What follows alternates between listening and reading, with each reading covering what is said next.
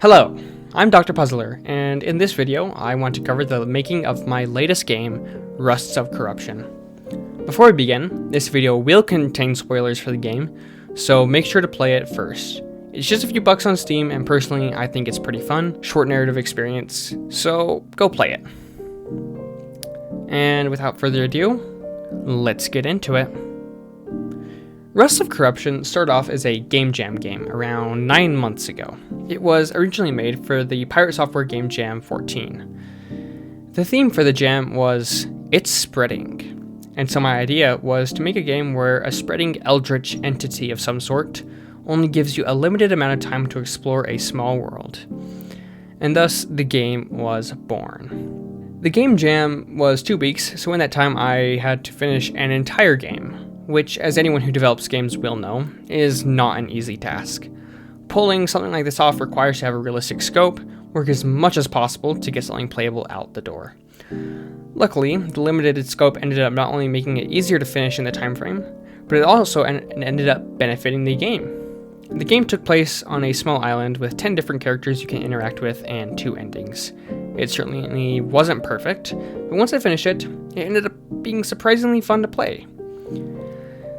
I really never meant to continue it when I was making the game, but after some fairly positive feedback on the experience, I decided to remake the game from the ground up to kind of improve the overall game for a full release. The main things I really wanted to improve were completely revamped writing, higher quality visuals, professional voice acting, and a full original soundtrack. Though we'll see how some of those didn't quite pan out the way I originally wanted. Last time I tried converting a game jam project straight to full release, it really didn't work out too well for me. So having learned my lesson, this new version of the game was going to be completely rebuilt from the ground up. This of course was one of the first things I started doing, getting some of the simple baseline stuff working, like the menus, title screen, options. Unlike many developers, I actually really love UI programming, so much of the actual design work was already done for me, and I only really had to set things up in Unity this time around. And continuing off UI, let's talk about the visuals. While the art in the original game is fine, I felt that it could be improved massively. So I got to work by first redrawing and redesigning all of the characters. All the characters were redrawn with higher quality assets, and some of them got complete overhauls in their design. But we'll talk a bit more about that later. The other part of the visuals I needed to do was the backgrounds. Most of these actually didn't get done until much later in the development.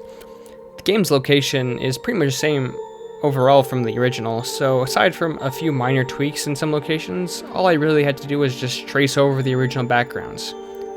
The main changes though are that 1, all the backgrounds have a higher resolution, 2, each of the backgrounds have quite a bit more space outside of a typical range of the game's camera, so in case I ever want to port to mobile, the different screen sizes will look good, and 3, each of the backgrounds have been split into layers, allowing me to have particles like fog behind certain layers for more dynamic visuals.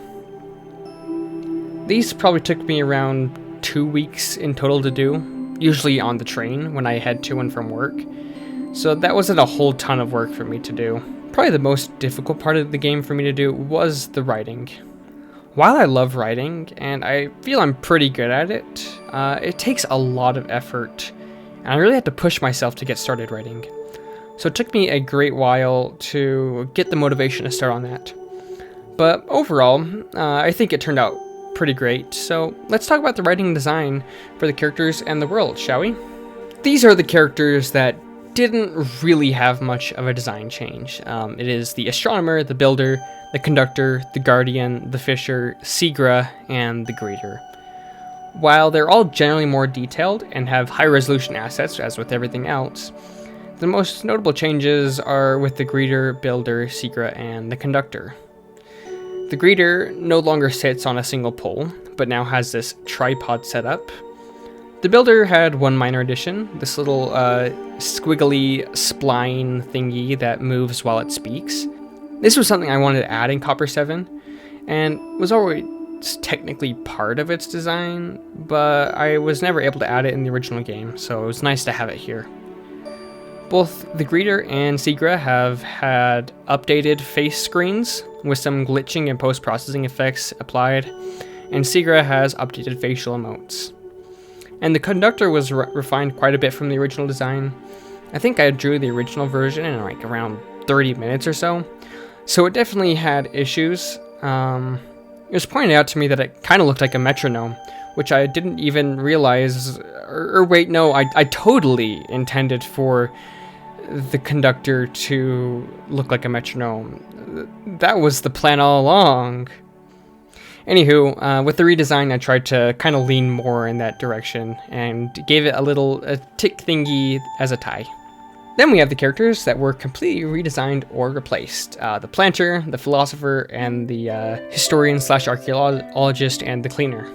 The philosopher was the first I redesigned. The original design for philosopher was pretty bland. It kind of just looked like a minor variant of the builder, so I felt that it could use a much more unique design. I ended up giving this hexagonal shape with spider-like limbs that could be used to traverse through cavernous environments because it was originally meant to be a miner. So, yeah.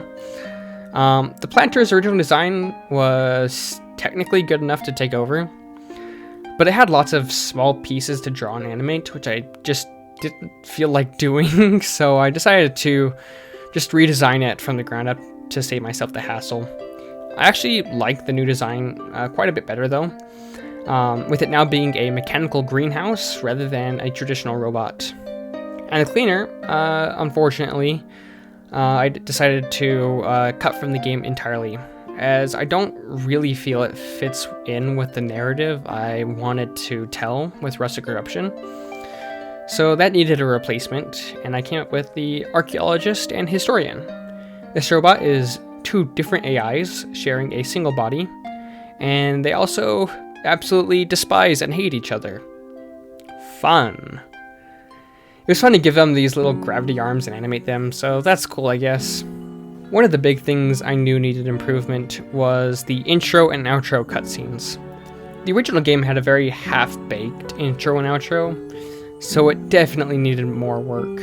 While I like the implication that Copper 7 gives of being mysteriously transported to the game's world, I think it was far too vague and didn't really end up making much sense. But figuring out exactly what I wanted to replace this with took most of the game's development to figure out.